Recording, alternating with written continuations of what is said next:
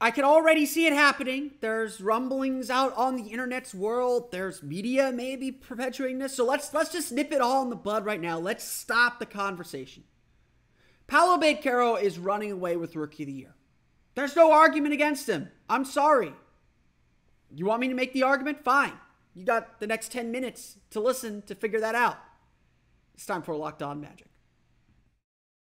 You are Locked On Magic, your daily Orlando Magic podcast. Part of the Locked On Podcast Network, your team every day.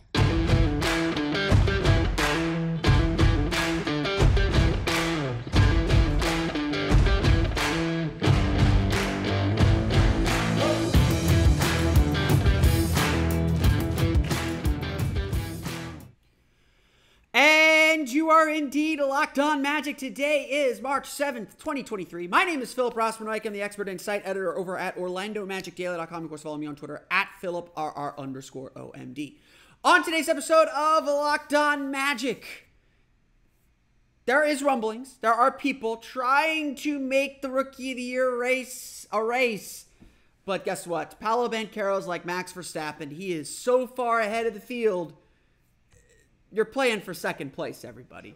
We'll get to that coming up here in just a moment. But first, we want to thank you again for making Locked On Magic part of your day every day. No matter when you listen to us, whether it's first thing in the morning, whether it's right when we upload, we truly appreciate you making Locked On Magic part of your day every day. Remember, there's a great Locked On podcast covering every single team in the NBA. Just search for Locked On and the team you're looking for, the Locked On Podcast Network. It's your team every day. Look, I'm in the media. I get the game. I get kind of the whole gist of this. We get bored. It's true. Like, everyone gets bored. And we all need storylines. We all have pages to fill and time slots to hit. Sometimes we just need a talking point. And so I am not wholly surprised that I saw a few articles start dotting the interwebs, including from my friends at Fansided, trying to maybe create a little tension in the Rookie of the Year race. Maybe trying to say, well, has Paolo Banchero run away with this thing? Is he the Rookie of the Year? I certainly have seen some Sacramento Kings fans especially. Love you guys. You're our friends. The Tower Beam Alliance is still very strong. Try and say Keegan Murray is the Rookie of the Year. And look, Keegan Murray's had a fantastic year. Walker Kessler has had a fantastic year. Benedict Mathurin has had a fantastic year. Jaden Ivey has had a fantastic year. This has been a better than expected rookie class, and that's even with Chet Holmgren missing the entire season, the number 2 overall pick, and Jabari Smith Jr., the number 3 overall pick, struggling a ton with the mess that is the Houston Rockets. But let's be 100% clear here. You don't need me to tell you this because you're likely Magic fans. Paolo Banchero is the Rookie of the Year. It would take a complete collapse for Paolo Banchero to miss out on Rookie of the Year. It would take him just falling off the face of the earth to not be Rookie of the Year at this point. He's been averaging up around 19, 20 points per game the entire season. That's, again, something the Magic haven't seen in a very long time. But it's very rare for rookies to hit that mark. No rookies average, I think, 20 points per game in a very long time since Blake Griffin. I mean, that's kind of the people we've been comparing Paolo to all year. We've been comparing him to Blake Griffin, to Shaq, to LeBron James in some instances. That is the company that Paolo Banchero is keeping. He has more 20-point games this year than single-digit games this year. And look, I will agree with this. Rookie of the Year sometimes devolves into who scored the most, although the leading scorer among rookies has not won Rookie of the Year the past 2 years. Cade Cunningham scored more than Scotty Barnes, and Anthony Edwards ended up scoring more than LaMelo Ball. So Rookie of the Year is not always about who scores the most. And certainly because the best rookies tend to be on the worst teams, the race gets decided early. The media pays attention to the Rookie of the Year race till about mid-season, and they turn their focus to the MVP, to the big picture stuff. So sometimes great late season runs or races that are actually should be closer end up not being that close. Case in point, Anthony Edwards and LaMelo Ball a few years ago. I still think LaMelo Ball deserved Rookie of the Year that year, but Anthony Edwards had a very strong case as well. What I'm arguing here, and I think this is the most important thing, should not take away from what the other rookies in the league have done. Kings fans, Keegan Murray is awesome. Trust me, I'm a Northwestern fan. I've watched Keegan Murray for a long time. Keegan Murray is awesome and has had a great season. He is a big part of why the Sacramento Kings are about to end that crazy long playoff drought. He has filled his role perfectly. But the argument a lot of Kings fans have been pushing or trying to push is that, and I don't mean to single you guys out, that's the one I saw, so I apologize. And look, Keegan Murray's in the running. It's not like Jalen Williams with Oklahoma City. But they've been trying to say, I'd rather have a efficient scorer than a guy who's 20 points per game on a bad team. Well, first off, the Magic aren't a bad team. They've been over 500 now for roughly the last half of the season, the last 32, 33, 34, 35 games. There's something real about what the Magic are doing. And while Paolo Banchero certainly looks like a rookie and has made rookie mistakes, the bottom line is this. Keegan Murray has De'Aaron Fox and Domantas Sabonis to draw attention away from him, which is great. You play your role. Paolo Banchero is seeing double teams every night. Teams are scheming their defense to stop Paolo Banchero. He is getting to the line at incredible rates. He is finding ways to beat those defenses. And yes, he goes through normal rookie struggles, but Paolo Banchero has been playing on another level than almost any other rookie in the league. The only one I think that comes close is the only two that I think come close to dealing with the pressure that Paolo's dealt with is Jane Ivey, who's played without Cade Cunningham for most of the year, and Benedict Mathurin, who's coming off the bench. And by the way, I make that comparison. Banchero is still scoring a whole lot more and doing a whole lot more than both of those guys. Let's take Banchero's February Rookie of the Month award as an example. Banchero won February's Eastern Conference Rookie of the Month. We all acknowledge it was a bad month for Paolo Banchero. Yet, despite how bad that month was, let me find it here. Despite how bad that month was, 16.6 points per game, 7.5 rebounds per game, 37.4% shooting, Banchero still ranked second in scoring behind Malachi Branham of the San Antonio Spurs, playing in much more limited minutes and limited games, was still fourth in rebounding behind three traditional centers in Walker Kessler, Jalen Duren, and Mark Williams. Yes, the shooting percentage was lower, but he is still heads and tails above his peers. And lest we forget, Banchero made a pretty strong statement this past week. 29 points against the New Orleans Pelicans, 31 against Charlotte, and then another big game, another 26 points against the Blazers on Sunday. Whatever rookie wall that Paolo Banchero has hit, it sure feels like he is bulldozing his way through it at last and is looking to finish the season strong. A strong closing argument is unnecessary in this race. But it's still one he seemingly has to make. Look, the individual award stuff is great. And I think Magic fans want the recognition. We haven't been on national TV all year. We have a really special young player. We believe that this team has its future more set in concrete than it has since Dwight Howard left. That's really exciting. And I think Magic fans certainly want to share that joy with everyone. We're hoping, I'm hoping that the Magic do get a national TV game next year, for sure. They deserve one next year. But it's still an individual award. And really the focus is on continuing to develop your young players. I tell people this all the time. You don't draft a rookie to win Rookie of the Year. You don't draft a rookie for his rookie season. You draft him for 5 years down the road. And look, Jalen Suggs is a great example of this. He didn't have a great rookie year. He's really starting to find himself here in the second half of the season. it's not a kid that the Magic should easily give up on. Paolo Banchero is on the opposite end of the spectrum. For him, it's about figuring out how to be better than the good he already is. As I've said on this podcast a million times, rookies are bad. Rookies are almost always bad. They are terrible. They are not good at basketball. But Banchero has been really good at things that rookies normally aren't good at. And like I said, the expectations, what the Magic are trying to get out of him, is so different than any other rookie out there.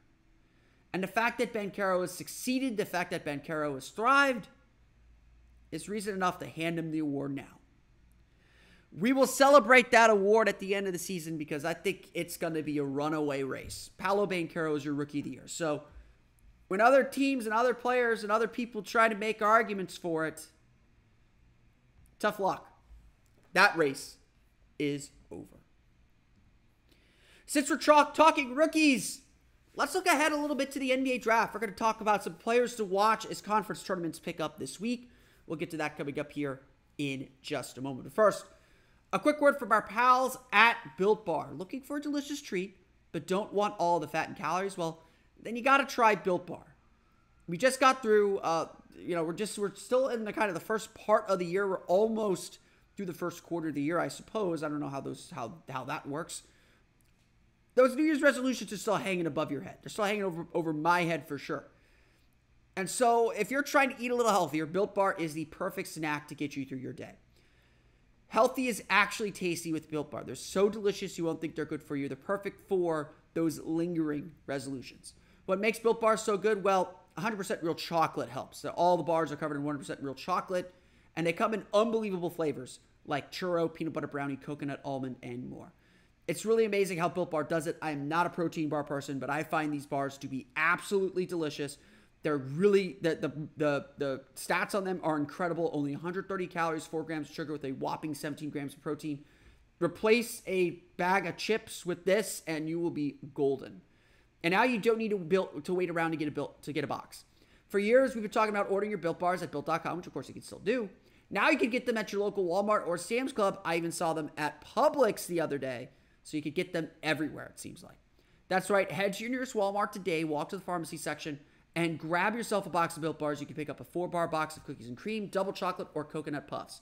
If you're close to Sam's Club, run in and grab a 13-bar box with hit flavors, brownie batter, and churro. You can thank me later. Check them out today. Built Bar, the protein bar that tastes like a candy bar. This is a big week in draft prep, at least for people who don't follow the draft so closely. And I will admit I am a little bit behind on some of my draft prep this year because I've been focused on the play-in tournament. But the Orlando Magic are in a really, really, really good spot for the draft. I've gotten into this argument with some people already, and I'm just so kind of angry that this argument still exists. But there's still a contingent of fans who think the Magic either are tanking or should tank. And Look, the bottom line is the Magic are 3.5 games, now 3 games out, actually, I believe. They're 3 to 3.5 games out of the play-in tournament. While that is a big hill to climb with a lot of teams to climb over, that is not impossible. More importantly, they're closer to the play-in tournament than they are to the tanking group, the 4 teams at the bottom of the standings.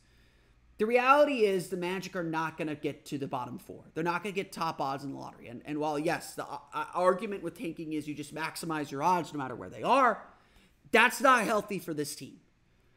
But having said that, the Magic still sit 5th in the lottery standings, so you get the best of both worlds, which gives them about a 10% chance of landing in the top 4.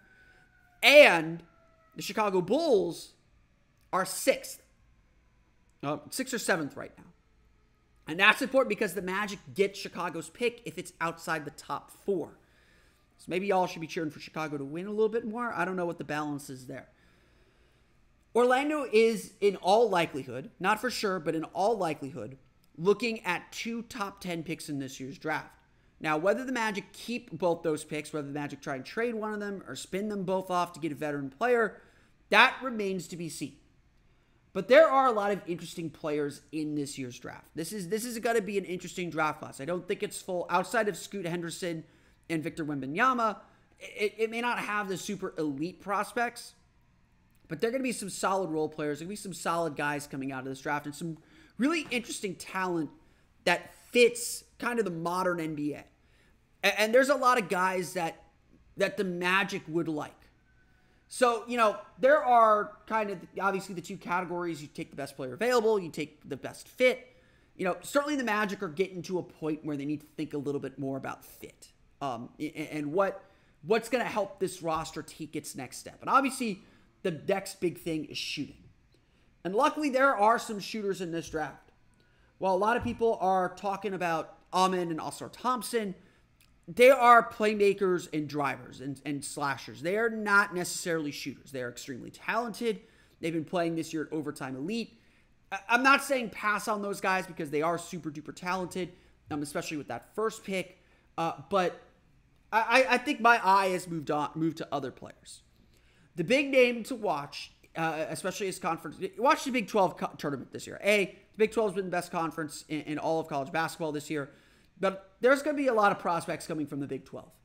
The first one to talk about is Baylor's Keontae George. Keontae George is a 6'5", 6'6" wing. Really solid shooter, can shoot a little bit off the dribble, but I think in the NBA he projects to be kind of a 3-and-D wing or 3-and-D wing plus. I don't think he's Mikal Bridges good, but that's probably the best kind of playing style comparison. He's going to spread the floor, he's going to hit shots, and you give him a lane, he's going to know how to attack it. I've been impressed with Chiante George all season. I've been kind of keeping my eye on him. He has been really solid. The big question has always been, does he show up to play in big games? And he's had some good games against big teams. He's had some stinkers against big teams. So, to me, the big test for Chiante George, and that's going to either cement him as a potential top 5 pick or keep him in that 10 to late lottery range, is going to be how he performs in these pressure games. Can he lead Baylor deep into the Big 12 tournament? Can he have big games? And Baylor's a good team beyond him. Can he have big games beyond, have big games as they get deeper in the tournament? And obviously the NCAA tournament is going to be big for him too, as kind of a showcase for what he can do on a big stage. You want primetime players. I mean, it's not everything, obviously, but you want guys who can perform against good defenses. And that's kind of been the question with Chiante George throughout the year. And he's gotten better at it as the season has gone on. So I'm not, dumping too much. Hopefully I'm not dumping too much shade on him. The other guy to keep an eye on is Kansas guard Grady Dick. I know a lot of fans have been having fun with that, but Grady Dick is probably the best shooter in this draft. That kid, comes off screens, hits shots, hits standstill shots. College basketball just doesn't know what to do with him. And he's had some big games where he just puts in a bunch of threes. His shooting form looks repeatable, looks like it'll extend out to the NBA three-point line. He looks like he has that range. He's, I don't want to undersell his driving ability, but that's not what you're drafting him for. So I think you're drafting him for that standalone shooting skill. He's a specialist, and you don't want to put him in that box because you don't know what else he can do. You don't know what else he can do, but he is a guy to keep an eye on because he's a guy that fits everything the Magic need. The other guard I would keep an eye on is Nick Smith from Arkansas. He had that whole Arkansas team has two NBA prospects between Nick Smith and I'm blanking on the other forward's name. There's another forward there, but Nick Smith is more of a 3 than a 2. He had an injury earlier in the year, but a really dynamic guard. He can get dynamic wing. He can get to the basket. He can finish around the rim. There's a lot to like about him. He's kind of been working himself, and now that he's looking healthier, he's starting to show why he was one of the top prospects in this draft. There are, again, a lot of kind of those bigger wings in this draft too. Guys that the Magic already have. A lot of people, let my encoder catch up to me here. A lot of people think that Brandon Miller from Alabama is a very Magic type player. 6'8", 6'9", big wing, can play on the perimeter, can play in the post.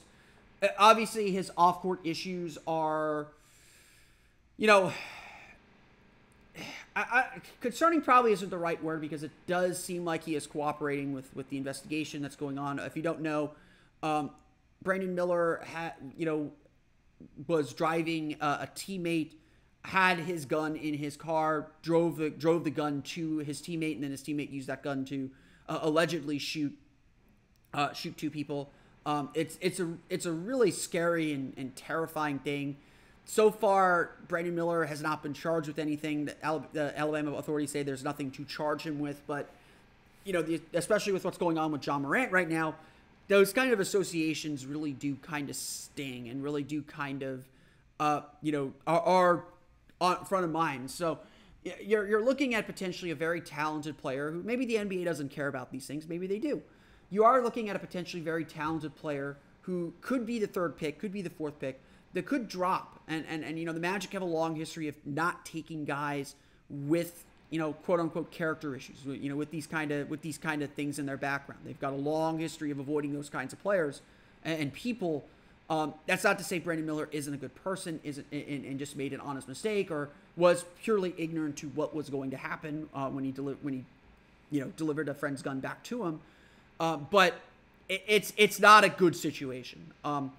Still, Brandon Miller, the player, is very, very good. And when you watch Alabama, whether it's in the SEC tournament or the NCAA tournament, there's at least a half-decent chance Alabama ends up here in Orlando for the NCAA tournament. He is very good. He's very active. He does a lot of things NBA teams love from guys his size. It's going to be hard for any team to pass up on him on a talent basis. Again, we'll see what the background checks come up with. We'll see what team is comfortable with what's going on and is satisfied that he's either served his penance or has done the things that he needs to do in response to it. But he's a very, very talented player. There's no denying that. We'll go deeper and deeper into the draft as we get closer to the draft, once the lottery gets sorted out as well. We'll talk a little bit more about it next week during the NCAA tournament. I'd say also keep an eye on Indiana's, I forget his first name, Trace Jackson. Indiana could be a team that comes to Orlando as well for the NCAA tournament. So there's going to be a lot of interesting players, interesting storylines to follow as the college season ends and as we really, kind of close the book on the playing data and look ahead to the NBA draft. We'll get to that plenty more in the coming months. When we come back, though, we will chat a little bit about tonight's game against the Milwaukee Bucks. We'll get to that coming up here in just a moment.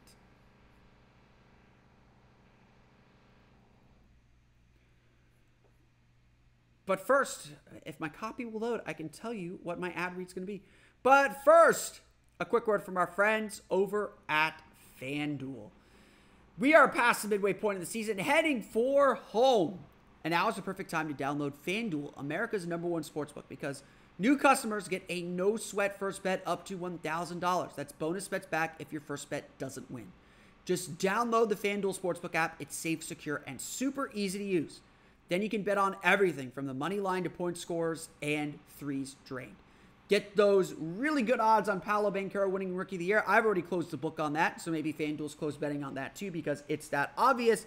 You won't win a lot of money, but you will win some if you end up betting Paolo Banchero for Rookie of the Year. Plus, FanDuel even lets you combine your bets for a chance at a bigger payout with a same-game parlay.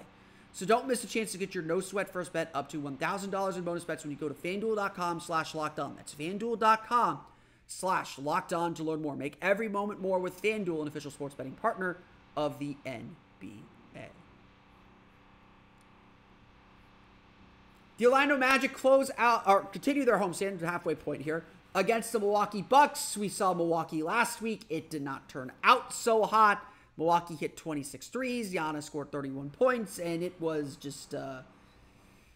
Look, the Magic didn't play poorly in that game. I think we can all say that much. But, yeah, it was not encouraging, especially considering how well the Magic played defensively. There's a chance Wendell Carter doesn't play in this game, and that's going to be really hard to deal with and make this game even more difficult. Look, the Magic should believe they can beat any team. They can beat any team, but to beat a team like Milwaukee, especially at this point of the season, is going to take a supremely good effort. And look, Orlando had a supremely good effort in that game last week at Milwaukee. Their offense was humming. They were playing really well. They had turnovers at the wrong time that led to threes. They gave up a few too many offensive rebounds that led to threes. They just got blitzed by a team that just knows how to beat them. Orlando kind of, their defense bets on stopping the paint. And while I think they did a decent job on Giannis and keeping him out of the paint, Giannis was still able to get downhill, suck the defense in, and kick out the shooters. And Milwaukee made their threes in that game. And that's kind of the game that the Magic play. That's the shot the Magic are going to give up. Is Milwaukee going to hit 26 threes again? Probably not. But like I said last week, the three-point math is still going to be tough. It's still, Milwaukee averages, 14 threes a game. Orlando's around 11. It's very likely that Orlando could give up an 18-11 spread. And again, that's 27 points that you got to make up. Or not 7. That's 21 points that you got to make up. I can't add or multiply today. That's 21 points you got to make up. And that's the difficulty of the Magic's three-point math. The bottom line, and look, I think the Magic have been an improving and better three-point shooting team than they get credit for. The Magic simply do not take enough threes. And that's fine because that's how this team is built. But you look at other low-volume three-point shooting teams, the good ones at least, all shoot much better. Denver shoots about the same number of threes as Orlando. Orlando's around 33 pointers per game. Denver shoots about the same amount. They're making 13, 14 of them. Orlando's only making 10 or 11. Maybe 12 if they're lucky. That three-point math is really difficult to overcome. The Magic do not shoot a high enough percentage to shoot the low volume that they shoot, but they're probably not skilled enough yet to shoot at a higher volume. That's what's working against this Magic team. That's what this Magic team is climbing uphill against, is they just don't take enough threes. And look, I'm fine with that. This is, I think, the evolution of the Magic's offense. They're starting on the inside, working their way to the mid-range, and then working their way out to three. They're developing this offense in layers. They're letting their best players kind of cook, but obviously we all see it. We just talked about in the last segment. Shooting is the big concern, is the prime thing that this team needs to add. And while, look, Jalen Suggs has been shooting very well from three. Cole Anthony has been shooting very well from three. The Magic have guys who are hitting threes. Franz Wagner is a very efficient three-point shooter. They have guys who are hitting threes, but they don't have a specialist that defenses are constantly worried about. And right now, defenses are happy to let Jalen Suggs shoot threes. They're happy to let Cole Anthony shoot threes. The Magic's three-point shooters just haven't established themselves enough to create gravity, to gain reputations as shooters. And that's, again, the struggle that we're going to see play out tonight against Milwaukee. Milwaukee's going to fire away. They're a high-volume three-point shooting team. They know that's their ticket in the playoffs. They're not going to change that. But Orlando has to find a way to keep up. And that's always a struggle. Now, look, the way Orlando usually does that is they get to the foul line. They create some turnovers. They win the battle in the paint. That, at a certain level, that's not going to be enough. You got to be good at all three layers of this thing. And, the Magic struggled with fouling on Sunday. This is going to be a really tough game. This is just a really tough matchup for Orlando. And that's going to put a lot of pressure on the Magic to win these final two games on the homestand, Utah and Miami, to have even a homestand before we go on the big West Coast trip. That's, I don't think it's going to decide the season, but a 1-3 road trip would be bad. 2-2 road trip would be okay. 3-1 road trip feels a little bit like a pipe dream. The Orlando Magic take on the Milwaukee Bucks tonight at 7 at the Amway Center. We'll have a complete recap of that game on tomorrow's episode of Locked On Magic. But that's going to do it for me today. I want to thank you all again for listening to today's episode of Locked On Magic. Of course, find me on Twitter at PhilipRR_OMD. Subscribe to the podcast on Apple Podcasts, Stitcher, TuneIn, Himalaya, Google Play, Spotify, Odyssey, and all the places and all the podcasts to your podcast-enabled listening device. For the latest on the Orlando Magic, be sure to check out OrlandoMagicDaily.com. Of course, follow us there on Twitter at OMagicDaily. Now that you're going to listen to us, be sure to check out the Game to Game NBA podcast. You can find that on the Locked On NBA feed. Every one of our local analysts will break down the big takeaway from every game around the NBA. It's like watching a full night of NBA basketball in 30 minutes. Check it out today, the Game to Game NBA podcast on the Locked On NBA feed on YouTube, Odyssey, or wherever you download podcasts.